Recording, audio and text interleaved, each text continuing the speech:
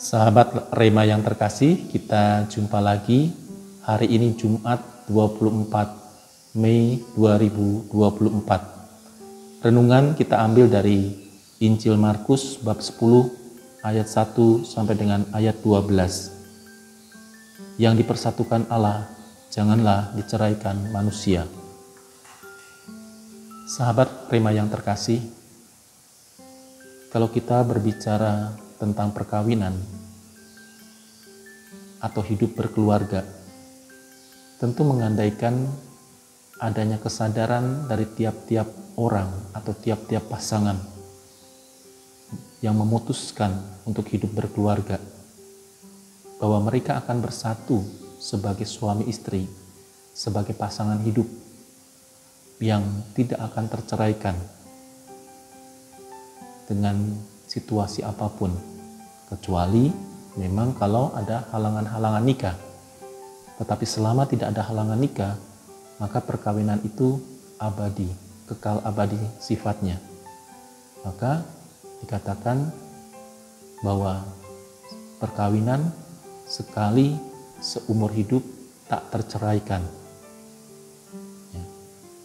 Nah, yang terakhir ini tak terceraikan berarti mengandung kesatuan, ya, tidak terpisahkan antara suami dan istri yang sudah memutuskan hidup berkeluarga. Selain mereka diikat dalam suatu lembaga perkawinan, dan mereka juga diikat dalam kesatuan iman sebagai pasangan hidup. Maka sabda Tuhan pada hari ini, Yesus mengatakan, apa yang telah dipersatukan Allah tidak boleh diceraikan manusia. Artinya kalau itu bukan kehendak Allah, maka perceraian tidak diperbolehkan. Apa yang dimaksud dengan kehendak Allah? Ya, bisa jadi dalam sebuah perkawinan, misalnya suami istri yang sudah menikah atau baru menikah 10 tahun, 20 tahun, lalu kemudian ditinggal oleh salah satu pasangannya. Maka dimungkinkan pasangan yang lain yang masih hidup itu menikah kembali. Itulah yang disebut dengan kehendak Allah. Allah menghendaki apa di dalam kehidupan suami istri, dan suami istri mesti patuh dan setia pada kehendak Allah.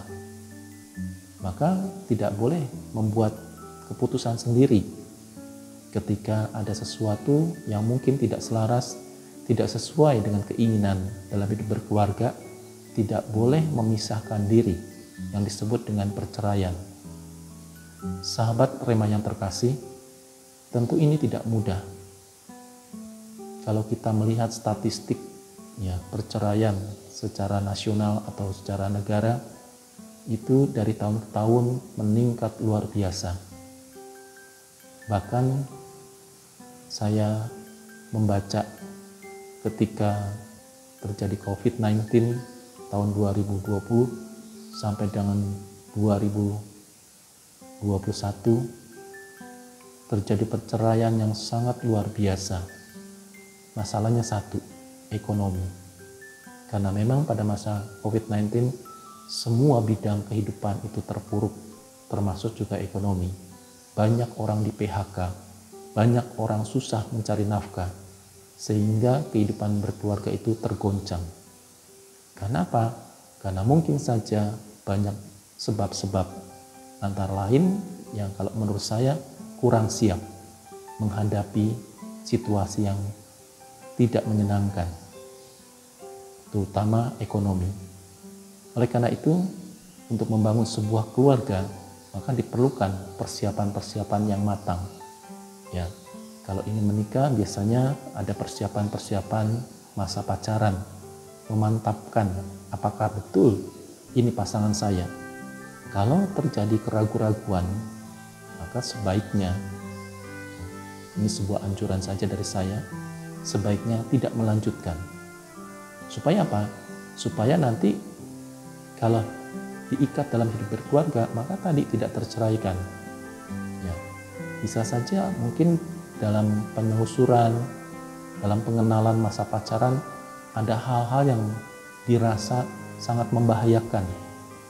Contoh misalnya, pasangannya tidak setia, gonta-ganti pasangan. Berarti kan di sana kan sudah timbul tanda-tanda orang tersebut tidak setia. Kalau tidak setia, maka sesudah diikat dalam perkawinan tidak dapat terceraikan, maka di sana terjadi persoalan dalam hidup berkeluarga atau masalah-masalah yang lain. Misalnya KDRT, pada masa pacaran saja sudah berani memukul, berani berbuat kekerasan. Nah, itu kan juga tanda-tanda bahwa sebetulnya kalau dilanjutkan dalam hidup berkeluarga nanti akan terjadi sesuatu. Ya syukur-syukur bisa diperbaiki. Tapi ya siapa yang bisa menjamin sikap-sikap tersebut? Tidak mudah, tetapi itulah yang terjadi. Oleh karena itu, sahabat terima yang terkasih, marilah kita bersyukur, terutama saya bersyukur bersama keluarga-keluarga yang sampai hari ini sangat setia kepada hidup berkeluarga, pada pasangan satu sama lain. Kendati mungkin ada masalah-masalah, ada persoalan-persoalan, tetapi itu diselesaikan dengan hati dan juga dengan bijaksana, sehingga perkawinan dapat dipertahankan dan terus dijaga kesetiaan satu sama lain. Oleh karena itu, sahabat Rima yang terkasih, marilah kita mohon pertolongan Tuhan agar keluarga-keluarga yang sudah memutuskan untuk hidup bersama menjaga kesetiaan, dan kita mohon pertolongan Roh Kudus dan juga pertolongan Allah supaya keluarga-keluarga tetap mewujudkan kesetiaan dalam hidup mereka. Keluarga Kudus, doakanlah kami, Tuhan memberkati Bapa dan Putra dan Roh Kudus. Amin.